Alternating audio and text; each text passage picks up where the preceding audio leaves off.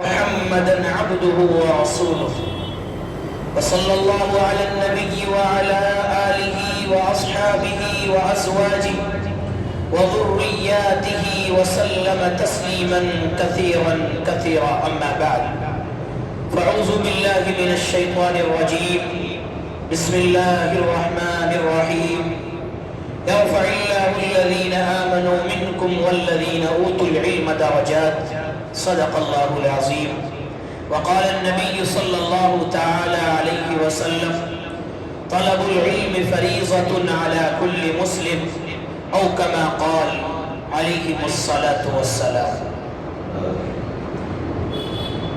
محترم سامعین اکرام، حاضرین مجلس، رمضان المبارک کے بابرکت مہینے کے رخصتی کے بعد عام طور پر ہمارے مساجد اور مدارس کا افتتاح ہوتا ہے، یعنی مدارس کی تعلیم، مکاتب کی تعلیم، ان کے لیے داخلے، ایڈمیشن، ان کی تعلیم کا آغاز عید کی نماز، عید کے بعد 8-10 دن کے بعد ہو جاتا ہے، اور اب کل سے اکثر و بیشتر جگہ مدارس اور مکاتب کی تعلیم شروع ہو جائے گی. اسی تعلق سے انشاءاللہ آج گفتگو کرنی ہے.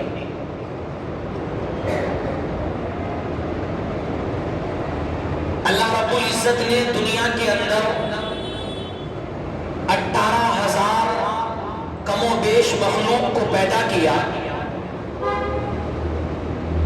جنات کو پیدا کیا، فرشتوں کو پیدا کیا. فرشتے نوری مخلوق ہیں جو نور سے بنے ہیں، جنات ناری مخلوق ہیں جو آگ سے بنے ہیں.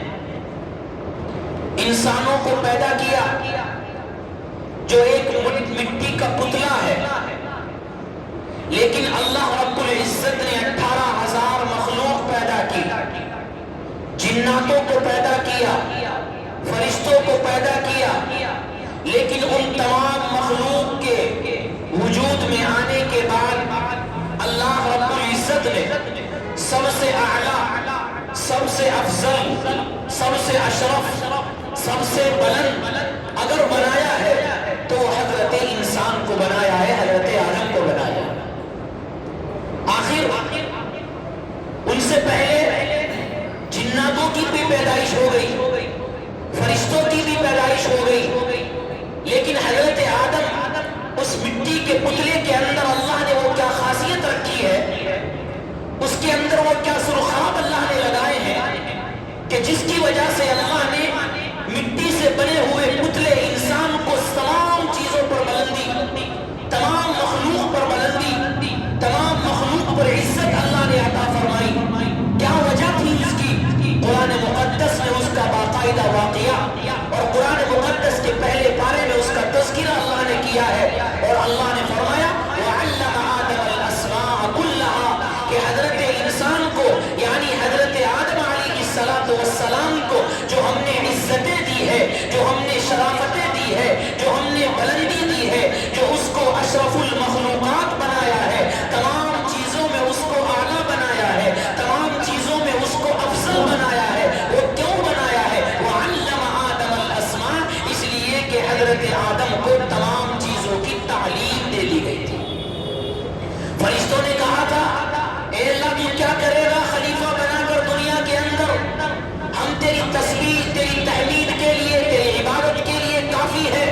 اللہ نے کیا کہا تھا؟ جو میں جانتا ہوں تم نہیں جانتے. یہ اللہ رب العزت نے فرشتوں سے پوچھا اے فرشتوں بتاؤ فلاں چیز کا نام کیا ہے، فلاں چیز کا نام کیا ہے، فلاں چیز کا نام کیا ہے؟ فرشتوں نے کیا کہا تھا؟ سبحانک لا علم لنا الا ما علمتنا. اے اللہ آپ کی ذات پاک ہے، ہم اس کے بارے میں علم نہیں جانتے، ہم اس کے بارے میں نہیں جانتے. پھر اللہ رب العزت نے حضرت آدم سے معلوم کیا اے آدم بتاؤ ان چیزوں کا نام کیا ہے. حضرت آدم علیہ السلام نے ایک دم سے تمام چیزوں کے نام بتا دیے، ایک دم سے تمام چیزوں کی खासियत बता दी। बताने का मकसद कुरान मुकद्दस की इस आयत का ये है कि अल्लाह रब्बुल इज्जत गोया कि ये फरमाना चाहते थे, ऐ लोगों, दुनिया के अंदर जिसको मुझे अपना खलीफा बनाना है, दुनिया के अंदर मुझे जिसे अपना नाइब बनाना है, दुनिया के अंदर जिसे मुझे दुनिया के अंदर जिसको मुझे खलीफा बनाना है, दुनिया का निजाम जिसके जरिए चलाना है,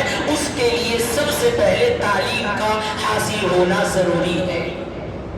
वअल्लम आदम अल-अस्मा कुल्लहा, अल्लाह रब्बुल इज्जत ने हजरत आदम अलैहिस्सलाम को तमाम चीजों के नाम भी बतलाए, तमाम चीजों के नाम सिखलाए, कौन सी चीज किस काम आती है, कौन सी चीज का काम क्या है, वो तमाम की तमाम चीज अल्लाह रब्बुल इज्जत ने हजरत आदम अला नबीना अलैहिस्सलातु वस्सलाम को सिखला दी। ये उम्मत को पैगाम देने के लिए कि ऐ लोगों, ऐ इंसानों, दुनिया के अंदर भी अगर तुम इज्जतें चाहते हो और आखिरत के अंदर भी इज्जतें चाहते हो, बुलंदी चाहते हो, मर्तबा चाहते हो, मकाम चाहते हो, तो जिस तरह हजरत आदम को मकाम मिला है कि फरिश्तों ने उनको सजदा करा है और फरिश्तों ने अल्लाह ने हुक्म कराकर उनको सजदा कराया है, इतनी इज्जतें, इतनी बुलंदियां हजरत आदम को दी है। अल्लाह रब्बुल इज्जत कहना ये चाहते हैं, ऐ लोगों, दुनिया के अंदर जितने भी लोग आए, अगर वो तालीम हासिल करेंगे, वो कुरान और हदीस की तालीम हासिल करेंगे, वो नबी के तरीके पर अगर चलेंगे, वो दुनिया के अंदर भी कामयाब होंगे और आखिरत के अंदर भी कामयाब होंगे। इस दुनिया का सबसे बड़ा मसला तालीम से दूरी है और उसका वाहिद मसला, वाहिद हल अपने आप को तालीम से जोड़ना है। जिस कौम ने अपने आप को तालीम से जोड़ा, उस कौम को तरक्की मिली। जिस कौम ने, जिस मुआशरे ने अपने आप को तालीम से जोड़ा, उस मुआशरे को तरक्की मिली, उस मुआशरे को, उस कौम को इज्जतें मिली, उस कौम को बुलंदी मिली। और जिस कौम ने अपने आप को तालीम से दूर रखा, उसके अंदर हर बुराई, उसके अंदर गंदगियां, उसके अंदर हर गुनाह वो कौम के अंदर मुब्तला हुई। इस दुनिया का जहालत का हटाने का और जहालत को दूर करने का एक ही मसला है, एक ही हल है कि हम अपने आप को और अपने बच्चों को कुरान और हदीस की तालीम से आशना कराएं। हम अपने बच्चों को तालीम से आगाह कराएं और कुरानी तालीम से आगाह कराएं। अल्लाह के रसूल सल्लल्लाहु अलैहि वसल्लम जिस वक्त दुनिया के अंदर तशरीफ लाए, हम सबको मालूम है कि अरब के अंदर, जजीरा अरब के अंदर कोई बुराई ऐसी नहीं थी जो वहां पर ना होती हो।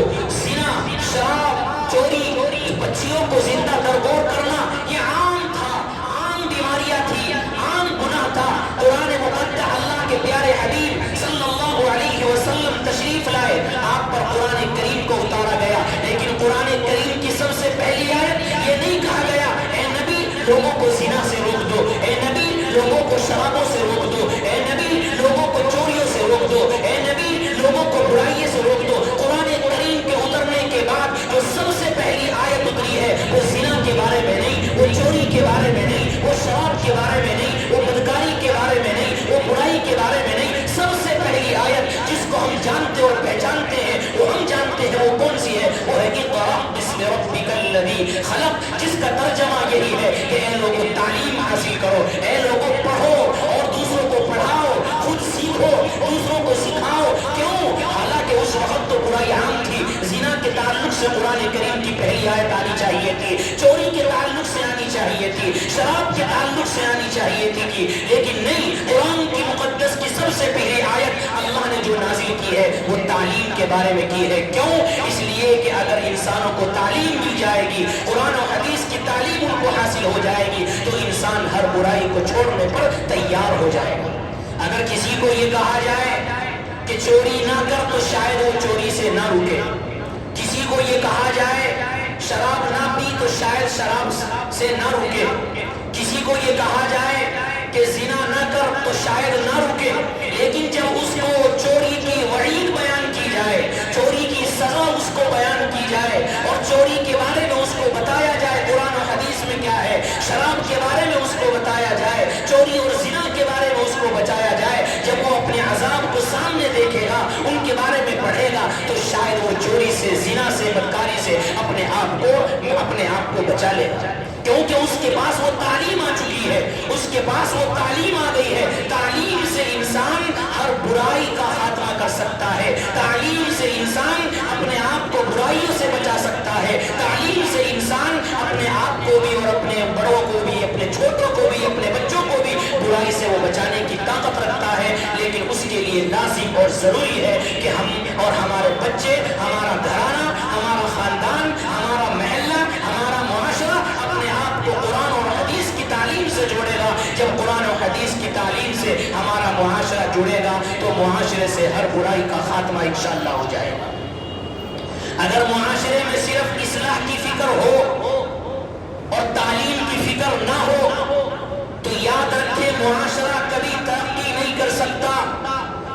آپ اصلاح کی فکر کر رہے ہیں اور تعلیم کی فکر نہیں کر رہے تو یاد رکھیں معاشرہ ترقی نہیں کر سکتا۔ اس معاشرے کو جہاں اصلاح کی ضرورت ہے، اس معاشرے کو جہاں دعوت و تبلیغ کی ضرورت ہے، وہی اس معاشرے کو اس سے زیادہ کہیں اپنے بچوں کو دینی تعلیم کو سکھانے کی ضرورت ہے۔ صحابہ اکرام رضوان اللہ تعالی علیہم اجمعین پہلے سے صحابی نہیں تھے۔ ایک زمانہ ان کا وہ تھا جب وہ شرک کے اندر مبتلا تھے، ایک زمانہ وہ تھا جب وہ کفر کے اندر مبتلا تھے، ایک زمانہ وہ تھا جب وہ شراب پینے کے اندر مبتلا تھے۔ لیکن اللہ کے پیارے حبیب صلی اللہ علیہ وسلم سے جڑنے کے بعد، اپنے دلوں کے اندر ایمان لانے کے بعد، قرآنی تعلیم سے اپنے آپ کو قرآنی تعلیم سے اپنے آپ کو جوڑنے کے بعد، پیارے آقا صلی اللہ علیہ وسلم کی زبان سے نکلی ہوئی باتوں کو اپنے دل سے لگانے کے بعد، اور پیارے آقا صلی اللہ علیہ وسلم کی صحبت میں بیٹھنے کے بعد، اور پیارے آقا صلی اللہ علیہ وسلم کی تربیت کے بعد، وہ صحابہ جن کو ایک زمانے میں برا کہا جاتا تھا، جو ایک زمانے میں کفر اور شرک کے اندر مبتلا تھے، جو ایک زمانے میں شراب کے اندر مبتلا تھے، ایمان لانے کے بعد، قرآن سے جڑنے کے بعد، تعلیم سیکھنے کے بعد، پیارے آقا کی صحبت کے بعد، پیارے آقا کی تربیت کے بعد، وہ صحابہ جن کو ایک زمانے میں برا کہا جاتا تھا، تعلیم حاصل کرنے کے بعد قرآن ان کی تعریف کر رہا ہے۔ قرآن نے ان کو رضی اللہ عنہ ورضوا عنہ کہا ہے، قرآن نے ان کو اولئک هم المفلحون کہا ہے، قرآن نے ان کو کہا ہے یہی لوگ کامیاب ہے، قرآن نے ان کو کہا ہے یہ اللہ سے راضی ہے، اللہ ان سے راضی ہے، قرآن نے ان کو کہا ہے جو لوگ ان کے طریقے پر چلے گا میں اس کو ہدایت عطا کر دوں گا، جو ان کے راستے کو چھوڑ کر الگ اختیار کرے گا میں اس کو گمراہ کر دوں گا۔ ایک دور تھا کفر و شرک کے اندر، ایک دور وہ آیا کہ قرآن نے ان کی تعریف کی۔ علامہ اقبال نے جس کو کہا، خود نہ تھے جو راہ پر اوروں کے ہادی بن گئے، خود نہ تھے جو راہ پر اوروں کے ہادی بن گئے، کیا نظر تھی جس نے مردوں کو مسیحا کر دیا۔ جو خود راہ پر نہیں تھے، ایک زمانہ وہ تھا، لیکن ایک زمانہ وہ آیا کہ وہ دنیا کے رہنما بن گئے۔ کیا نظر تھی پیارے آقا کی، کیا تعلیم تھی پیارے آقا کی، کیا تعلیم تھی وہ قرآن کی، کیا تعلیم تھی وہ حدیث کی۔ ایک زمانہ برائی کے اندر تھا، خود راہ پر نہیں تھے، پھر ایک زمانہ وہ آیا کہ لوگ ان کے نقش قدم پر چلتے ہیں تو وہ کامیاب ہے۔ قرآن ان کو کہہ رہا ہے کہ ان کے نقش قدم پر چلو گے تو کامیاب ہے۔ یہ کیوں ہے؟ یہ کس لیے ہے؟ یہ اس لیے ہے تعلیم سے جڑنے کے بعد، علم سیکھنے کے بعد، جب انسان تعلیم حاصل کرتا ہے، اپنے آپ کو قرآن و حدیث سے جوڑتا ہے اور اپنے دل سے اس کو لگاتا ہے، اللہ رب العزت پھر اس کو عزتوں سے نوازتا ہے۔ اللہ رب العزت پھر قرآن کریم میں ان کی تعریفیں کرتا ہے، اللہ رب العزت پھر ان کو کامیاب کہتا ہے۔ معلوم یہ ہوا دنیا کی کامیابی کا مدار اور آخرت کی کامیابی کا مدار قرآن و حدیث سے اپنے آپ کو جوڑنا ہے، قرآن و حدیث کی تعلیم حاصل کرنا ہے۔ ہم نے رمضان المبارک کے اندر قرآن کریم کو پڑھا، تراویح کے اندر قرآن کریم کو سنا اور مختلف چیزوں میں، مختلف بیانات میں قرآن و حدیث کی تعلیم کو سیکھا۔ یہ ہمارے لیے پیغام ہے کہ ابھی تو سن رہے ہو لیکن تمہارے لیے ضروری ہے تم اس کو تعلیم حاصل کرو، تم قرآن کا علم حاصل کرو، تم حدیث کا علم حاصل کرو۔ تم نے قرآن و حدیث کا علم حاصل کر لیا، تم دنیا کے اندر بھی کامیاب ہو، تم آخرت کے اندر بھی کامیاب ہو۔ یہ تعلیم اتنی ضروری ہے۔ کیا فرمایا پیارے آقا صلی اللہ علیہ وسلم نے؟ طالب العلم فریضۃ علی کل مسلم۔ کیا فرمایا؟ اتنا علم حاصل کرنا ہر مسلمان پر فرض ہے۔ کتنا علم؟ جس سے حلال و حرام کی پہچان ہو سکے، کون سی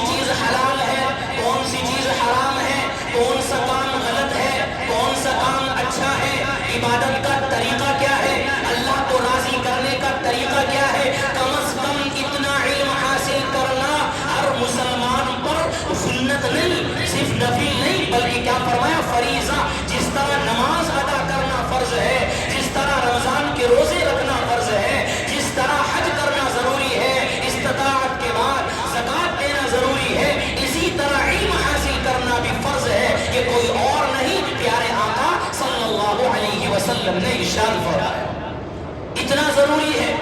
लिहाजा जहालत का खात्मा एक ही रास्ते से हो सकता है, वो क्या है? वो है अपने आप को तालीम से जोड़ना। मुआशरे की तरक्की का रास्ता एक ही है, अपने और अपने बच्चों को, अपने खानदानों को कुरान और हदीस की तालीम से जोड़ना। अगर हम अपने आप को, अपने बच्चों को कुरान और हदीस की तालीम से जोड़ेंगे और उनको कुरान और हदीस की तालीम देंगे तो याद रखें हमारा घराना भी जन्नत बन जाएगा, हमारा महल्ला, हमारा मुआशरा तरक्की करेगा। फिर दुनिया की कोई ताकत नहीं है, फिर दुनिया की कोई ताकत नहीं है जो हमें ज़लील और रुस्वा करे। लेकिन उसके लिए ज़रूरी है कि हमारा ताल्लुक कुरान से होना चाहिए, हमारा ताल्लुक हदीस पाक से होना चाहिए, हमारा ताल्लुक सुन्नत नबवी से होना चाहिए, हमारा ताल्लुक तालीम से होना चाहिए। जिस मुआशरे को ताल्लुक तालीम से हो जाता है उस मुआशरे को अल्लाह रब्बुल इज्जत तरक्कियात से नवाजता है, बुलंदियों से नवाजता है, इज्जतों से नवाजता है, शराफतों से नवाजता है। ये आज का पैगाम है कि हम अपने आप को तालीम से जोड़ें, अपने बच्चों को कुरान और हदीस की तालीम दें।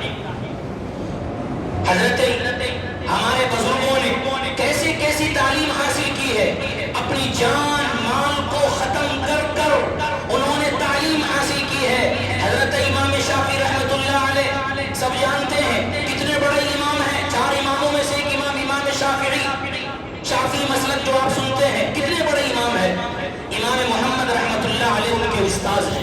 ये मैं आपको बता रहा हूँ तालीम सीखने वाले कैसे सीखते हैं। जिसको जज्बा होता है, जिसको सीखने का जज्बा होता है, वो कैसे सीखता है। उनके उस्ताद है हजरत इमाम मोहम्मद रहमतुल्लाह अलैह। उनके उस्ताद इमाम मोहम्मद एक जगह दर्स देते हैं हदीस का, और दर्स देने के बाद बाजू में एक बस्ती होती है, बस्ती वाले आ जाते हैं कि हजरत हमारे यहाँ कोई पढ़ाने वाला नहीं है, हदीस और कुरान और हदीस की तालीम देने वाला नहीं है, हम आपसे दरख्वास्त करते हैं हमारी बस्ती में आकर भी तालीम दे दिया गया। इसको कह रहे हैं इमाम मोहम्मद को कहा जा रहा है।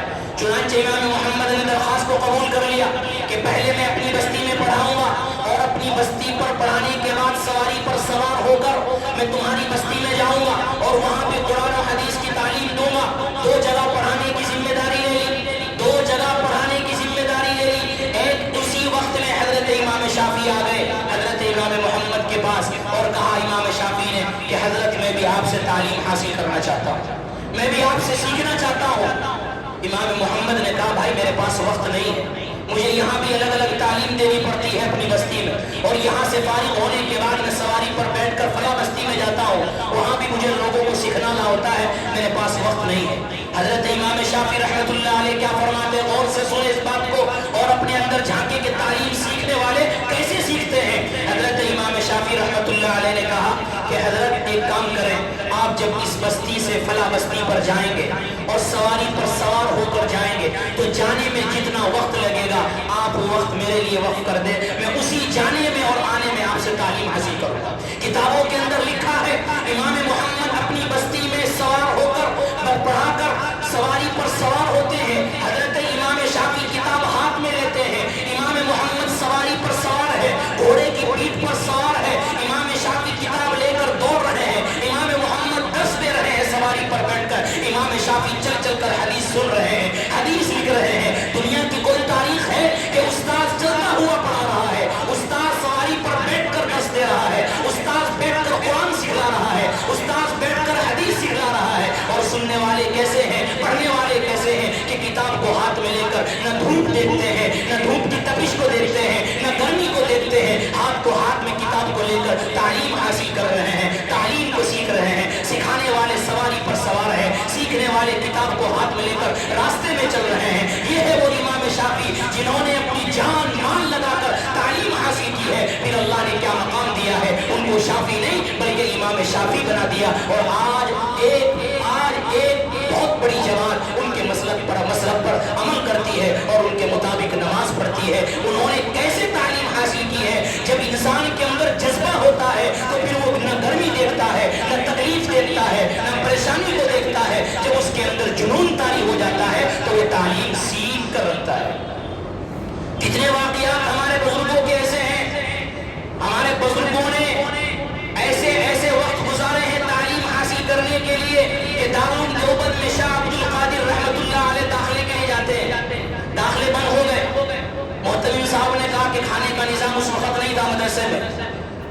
پورے دیوبند کے علاقے میں ایک طالب علم ایک گھر کے اندر باندھ دیا تھا کہ روزانہ ایک طالب علم ایک گھر کے اندر کیا کرے گا؟ کھانا کھائے گا روزانہ. جتنے گھر تھے اتنے طالب علم کا داخلہ لیتے تھے. ایک گھر ایک طالب علم کے نام کر دیا جاتا تھا. صبح شام وہاں سے کھانا کھانا. مدرسے میں پکانے کا نظام اس وقت نہیں تھا. ابتدا کی بات ہے, شروع کی بات ہے. شاہ عبد القادر رحمۃ اللہ علیہ داخلے کے لیے جاتے ہیں. محتمم صاحب سے کہتے ہیں میرا داخلہ کرو. فرمائے بھائی داخلہ تو کر لیں گے لیکن کھانے کا نظام نہیں ہے.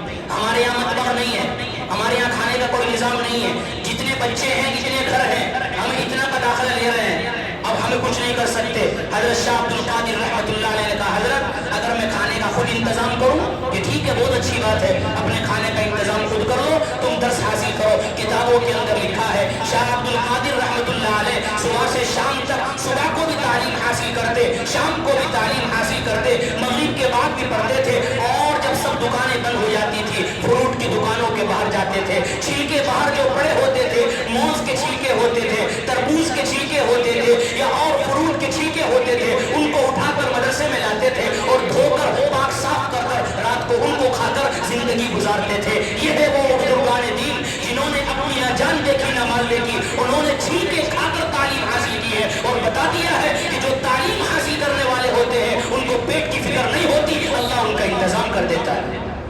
ایسے ایسے لوگ تعلیم حاصل کی ہے. لہٰذا یہ امت کو پیغام ہے اپنے بچوں کو مکتبوں سے جوڑو, اپنی اولادوں کو پڑھاؤ تو عزت پاؤ گے, اولاد کو پڑھاؤ گے تو عزتیں ملے گی, اولاد تمہاری عزت کرے گی, ماں باپ کی عزت کرے گی. اگر ہم نے اپنی اولادوں کو قرآن و حدیث نہیں سکھایا تو ہماری اولاد ہماری عزت نہیں کرے گی, ہمارا گریبان پکڑے گی, ہمارا گریبان پکڑے گی. لہٰذا ضروری ہے اپنی اولادوں کو, اپنی نسلوں کو بچاؤ, اپنی نسلوں کے ایمان کو بچاؤ. اگر ہم نے قرآن و حدیث کی تعلیم نہیں دی تو آئندہ چل کر ہماری نسلیں کہاں سے کہاں چلی جائے ہمیں اس کے بارے میں بے فکر نہیں ہونا, معلوم نہیں. حالات خراب ہے, فتنوں کا دور ہے, ہمیں اپنے نسلوں کی ایمان کی حفاظت کرنی ہے اور اس کا واحد ذریعہ ہے اپنے بچوں کو تعلیم سے جوڑو, مدارس سے جوڑو, مکاتب سے جوڑو, علماء سے جوڑو, ائمہ سے جوڑو.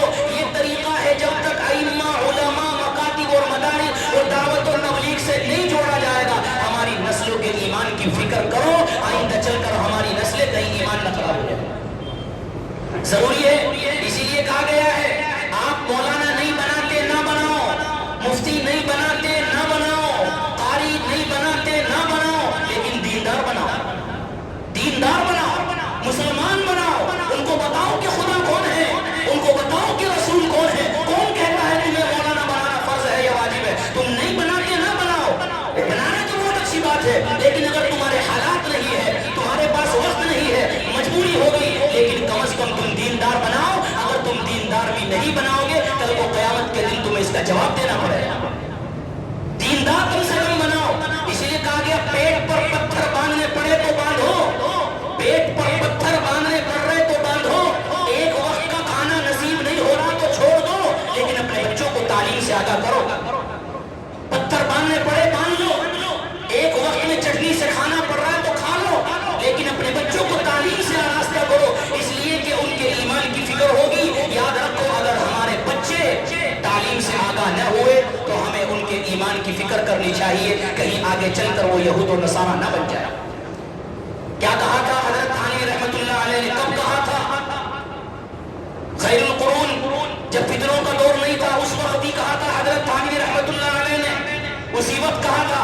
حضرت تھانوی رحمۃ اللہ علیہ نے کہا تھا اگر یہ لوگ یہ سوچ رہے ہیں کہ مکاتب کی ضرورت نہیں ہے, اگر یہ لوگ یہ سوچ رہے ہیں کہ مدارس کی ضرورت نہیں ہے, اگر یہ لوگ یہ سوچ رہے ہیں کہ علماء کی ضرورت نہیں ہے, اگر لوگ یہ سوچ رہے ہیں کہ دعوت و تبلیغ کی ضرورت نہیں ہے, حضرت تھانوی نے اس وقت لکھا تھا اگر لوگ یہ سوچ رہے ہیں مدارس بند ہو جائے یا مکاتب بند ہو جائے یا علماء کی ضرورت نہیں ہے, تو حضرت تھانوی نے لکھا تھا چند سالوں کے بعد میں دعویٰ کرتا ہوں تمہارے بچے یہودی نصرانی نہ بنے تو مجھے جو چاہے کہنا ہے.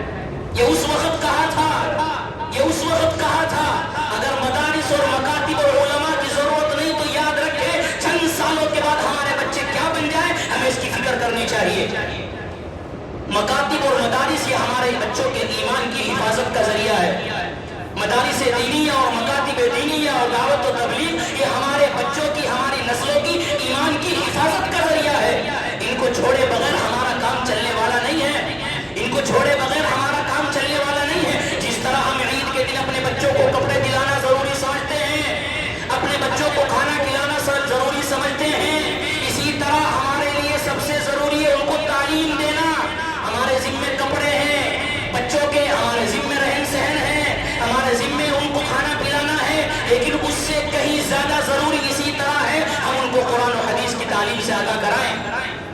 اس لیے کسی نے کہا یتیم وہ نہیں ہے جس کے ماں باپ نہ ہو، اصل یتیم وہ ہے جو تعلیم نہ سیکھے، وہ یتیم ہے جو تعلیم نہ سیکھے، وہ یتیم ہے۔